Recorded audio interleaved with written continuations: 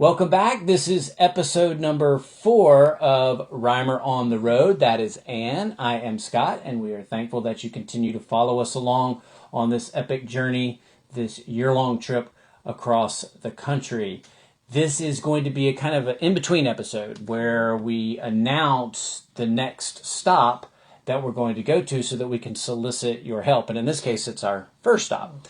But real briefly, we're coming back from Memorial Day weekend. We just finished that up where we spent some time with my family. And as this drops, episode 4, we're at the beach with your family. So it's kind of a nice, even though they're going to come out and see us along the way, it was kind of nice to get both sides of the families together for one last hurrah before we take off on this trip. It was. And it was nice spending time at the lake. It's one of our second homes, and we're not going to get to it. Memorial Day is normally the kickoff of lake season. Yep. And it was the kickoff and the ending for us. So bittersweet, but it was great to be able to spend time with our families. And if all of this looks a bit chaotic to you, and if you're OCD, it probably does, the rig, Allie, has just a bunch of stuff in it, but there's a reason for it, and you actually feel good now that you've got a bunch of stuff in here. Yeah, I do. So we've been bringing stuff out here slowly so that I can kind of get a good grasp on what we want to put into Allie. And I've worked on it a little bit today, and yeah, I feel good. I feel like she's got a lot of storage. Which is one of the things that we liked about her, and we've gotten different ways of trying to organize it, and yeah, I feel good. I've been able to, I can kind of vision it, and I think we're going to have some extra space even. It's helped that you haven't worked this week, so yes, you've had a lot more time to be out here as I have. I'm on my sabbatical. So that's kind of nice. And yeah, I think getting everything out here before you start putting things away, because you just kind of need to know what you're going to have in here before you put it away. Right. I'm more worried about our weight. That's another conversation for another episode. We'll talk about that down the road. But nonetheless, it's time now to announce where our first stop is. And a lot of people have asked, where are you going? What's your map look like? And we're not going to release the whole map. We want you to kind of follow us along. But I think when we announce this first stop, it will give you a hint as to geographically maybe where we're headed, at least for the summer months. We live in South Carolina, and we'll be leaving from South Carolina. And our first stop will be Shenandoah National Park in Virginia. Shenandoah, which neither of us have been to before. So we really don't know a whole lot about it because we haven't been there. We've both been to Virginia, but never into the park.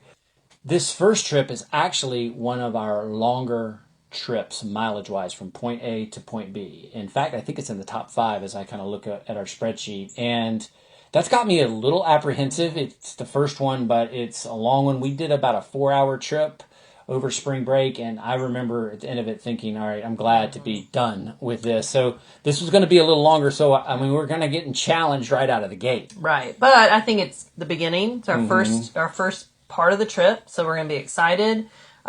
We have all day to get there. We don't have to rush. We can take long breaks at lunch. We'll, I'm sure, stop a couple times just to stretch our legs.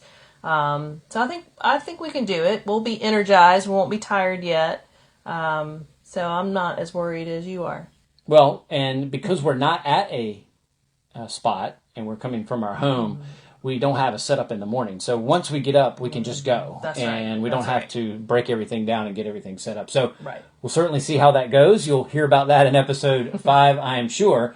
But here's where we kind of want your help, and that is helping us out on what to do, what to see, and how to attack, for lack of a better word, the places that we go. So here are some of the things that you can help us with when it comes to previewing Shenandoah National Park. You can do it with comments on YouTube. You can do it on Facebook. Rhymer on the Road is the Instagram. Yep. Whatever's easiest for you. We have an email, rhymerontheroad@gmail.com. However it's easy for you to do. If you've been to Shenandoah, you have some suggestions, we'd like to have them. And here are some of the specific things that Ann and I are kind of looking for from your feedback.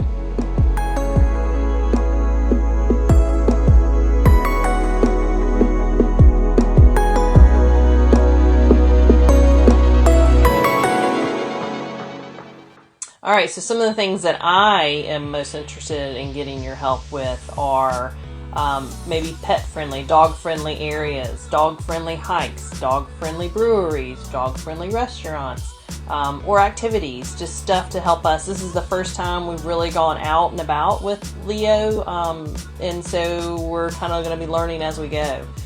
So any suggestions you can give us for that?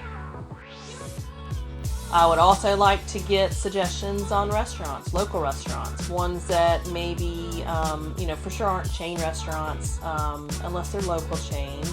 And then what to eat when we go to those places. We love to eat, we love to try new things. And I definitely, in this cross-country trip, want to experience different regional foods and restaurants.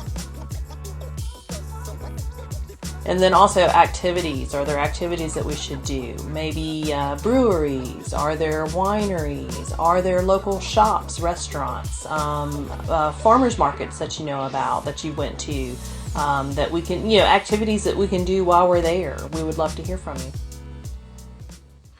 Some of the things that I'm hoping that you'll provide us some feedback on, the first thing being just the local areas in general. I think one of the great things about traveling the country and going to different places is to immerse yourself in what makes those areas or those regions unique and cool. So if there are certain things about towns, unique little cities, little towns that would be neat to go to, in the Shenandoah Valley area, we certainly want to do that. We also realize that, not all the time where we're going to be hiking or wanting to do something extremely physical. Sometimes it's just as easy to drive to points, especially if they have overlooks, and get great video and photos from those places, and of course see the great visuals that Shenandoah National Park has to offer. So if there's some great drives or some great overlooks that you have particular affinity for, certainly let us know that as well. I'm also very much a history buff, and this will go for anywhere we go in the country, but certainly Shenandoah National Park as well. Are there any Civil War battlefields and or places to visit, certain areas of interest when it relates to the Civil War? Where we're at in Harrisonburg, I'm not sure there's a lot there, but we will be going through Virginia and then elsewhere after that when we leave Shenandoah National Park. We may be able to hit some of those things along the way, but I definitely want to know what are your must-do Civil War stops in the state of Virginia. Okay, so there's a wrap of episode number 4. You know where we're headed, to Shenandoah National Park. Again, we're excited to let you follow us along. You do the Instagram page for the most part, so tell folks how they can engage that way. Rhymer on the Road on Instagram. Check us out and Pretty follow simple. along. Yeah. Yep, and of course you can comment there as well if you have any thoughts. Of course, the YouTube channel, Rhymer on the Road at YouTube. And so that's another place you can put the comments. So we're looking forward to following along. The next video, episode 5, will be how it went in Shenandoah National Park. And we'll also soon be talking to you about where our next travels will be. So that's Rhymer on the Road. And don't forget, do it today.